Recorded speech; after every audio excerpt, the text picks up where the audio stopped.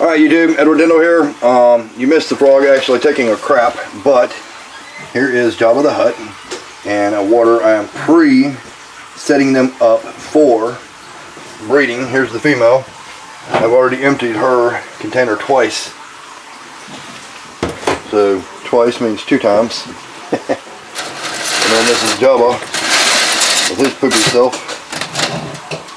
And it's good to continually clean that stuff. Whoa! Jabba. Oh no, put that in the toilet. Don't worry, I cleaned the tub already. Here goes Jabba. Jabba, Jabba.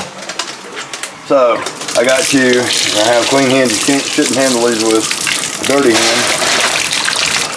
I got to monitor the amount of water that's going in. I'm going to teach y'all everything I know about how to breed frogs, because you need to know the proper way.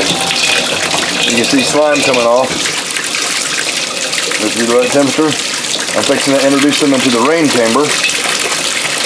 Right now, I'm just letting them clean out their system because I don't want my tadpoles in nasty stuff. So I always feed the frogs, and then put them to soaked and body temperature type water. It mimics the rainforest. He's been in hibernation for about 10 months, 11 months, 12 months, somewhere there. 10 months to a year, give or take, and that's the perfect time. When you have pixie frogs, you need to mimic everything that would occur in the wild. Here's this piece of slime coming off of him. And he may poop again. The slime, fucking nasty.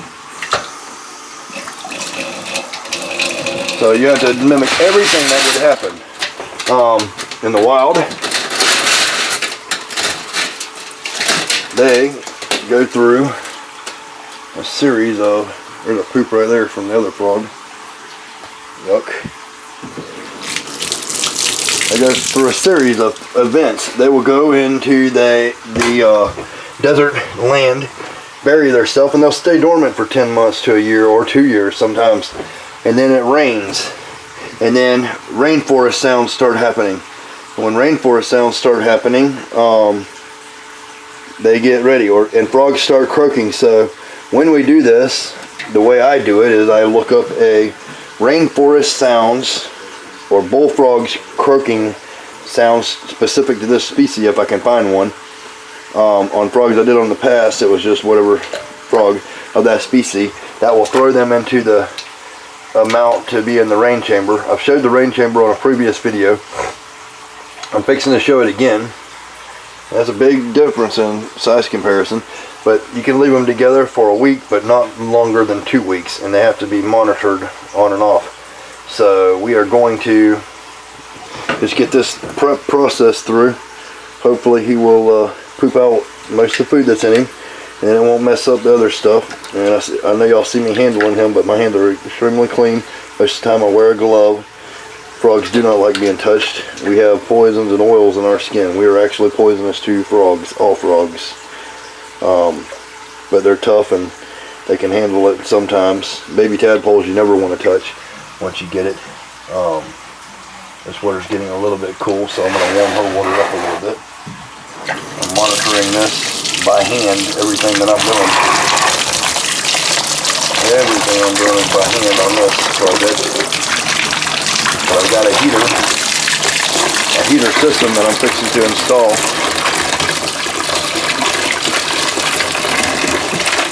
You're alright, baby. You're alright, baby. You're alright. I got a heater system that I'm fixing to install. And once I have the water the right proper temperature, I'm going to introduce them. And then we are going to drain the pool on a small, or on a 10 foot or 12 foot or pool, maybe bigger, and I will show y'all how to properly do the tadpoles, which is it's a complex process. That's why you have to monitor stuff like this. See what happens? See what happens? Now this frog was sold to me as a female. You can see it's got a beige belly, a slight orange armpits. It looks like a male, but It does not have the, you're hurting yourself, quit it. It does not have the pads on it for holding on like a big Java does. If you look, whoa, whoa, whoa, whoa, whoa, whoa, we're not fighting, we're not fighting, stop it, stop it. Stop it. It's hard for me to film and hold. Sorry. You see how orange his armpits are? That's a big frog, people. Look at this frog. Unbelievable. Unbelievable. Ribbit. No. Ribbit. So, this is also part of the Frog in Every School project that we're working on. Absolutely humongous frogs. So if this is in fact a female, everything will go good. If this is not in fact a female, he will try to eat her. So they will be monitored for the duration of that. And there's never been a comprehensive, complex how-to breeding video on these species of frog on the internet that I know of, because I've never been able to find one, so I've decided that I'm going to make one. And carry everybody on this venture with me. And it's not going to hurt me financially because they're just so rare and hard to get a hold of that not many people have them. And I'm doing this video because I want people to know how to do this kind of stuff. You should never go at breeding frogs like this because you want money. You should do it for the love of the animal, because you want to preserve the species, for your knowledge and excitement and experience that there is, because it costs a lot of money up front just to be able to even do this. You got to have the proper housing, you got to have the food, you got to have the place to put the tadpoles and the eggs and transfer, and you have to have a place to sell them and everything else, because not many people are capable of taking care of 4,000 frogs. Not many people. You can quit jumping out of there now. You can quit jumping out of there now. Yeah, so, nope, look at that. Y'all see that jump? It was such a clean jump. Such a clean jump. Hey, you're going through your cleaning process, so stay cleaned. I have to put a little bit more water in there so she can't actually jump.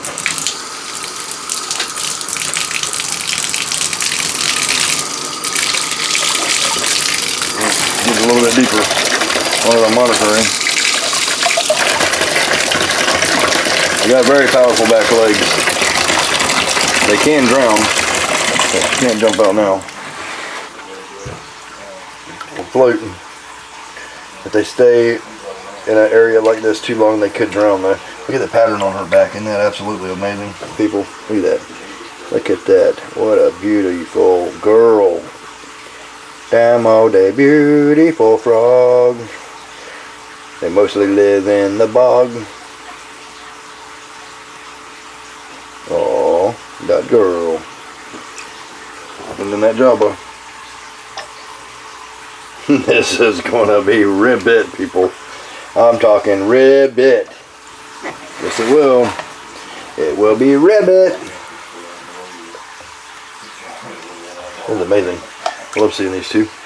I'm waiting on the heat mechanism to get over here. I wanted to show you all that in the same video, but they're not back with it yet. So I don't know. Maybe we'll go look at that for a minute. She's not going to drown by the time that I walk away, but you don't want to walk away from them and start out with small things like this. Look at that little bitty tiny thing. So here's the rain chamber. What's going to happen is I'm going to put a heat pad on the side of this. I'm going to bring the temperature of the water up to where I want it to be, and then I'm going to introduce the frogs one at a time in the next video. So I don't want y'all to miss this, and if you have missed previous videos, I want you to watch the entire process all along the way. And I have had sphagnum moss in their enclosures, and I have decided not to do that anymore. If any of y'all are listening, I've done it for years, but I have learned that sphagnum moss has acidic value to it that when placed in water it could absorb through the frog's skin. You don't really want to do that. So coconut substrate is your best bet as of now. As times change, care techniques change and everything else, but I want y'all to see this rain chamber. It's a must-have. Absolutely beautiful. A great awesome. Look at that. And we're going to be playing rainforest sounds from Africa, and it'll be great. And hopefully we'll get some eggs. Stay tuned, and the next video will be coming up soon. Peace and love. Like, subscribe, tell your friends.